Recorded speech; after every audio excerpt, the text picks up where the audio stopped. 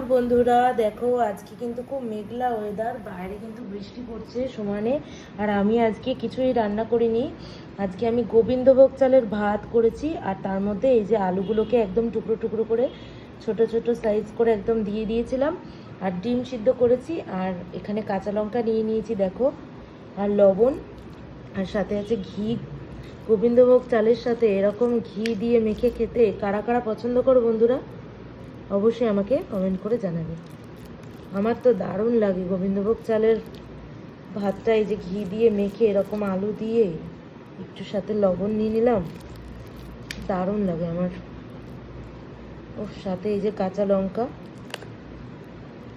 Actually মানে আলুটা আমার মেখে মানে লঙ্কা টঙ্কা দিয়ে মাখতাম, কিন্তু ছেলেকে খাওয়ালাম আর সময় নেই, অনেক বেলা হয়ে গেছে, খিদেও খুব পেয়ে গেছে জোরসে, তাই জন্য আর বসে পড়লাম খেতে। চলো দেখি কিরকম লাগছে। আমার ছেলে তো একদম চেটে প্লেট পরিষ্কার করে খেয়ে নিয়েছে, এবার আমি দেখি খেয়ে।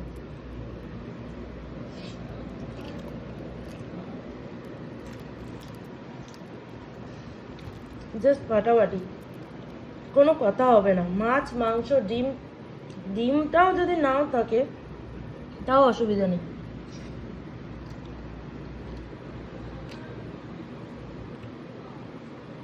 আর আজকে ডিমগুলো আমি একটু হাফ বয়েলের মতন করে সিদ্ধ করেছি, যে সিদ্ধ হয়ে গেছে মানে জলটা ফুটে গেছে, জাস্ট গ্যাসটা অফ করে দিয়েছিলাম।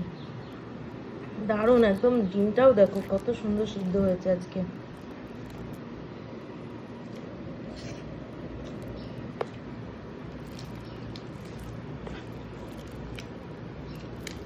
এরকম ডিমটা ভাঙার টাইমে আমার যা লাগে না, এই কুসুমটা দেখো পুরো একদম লাভার মতন, জাস্ট একদম মানে এত সুন্দর কুসুমটা লাগে, অসাম লাগে একদম। দেখো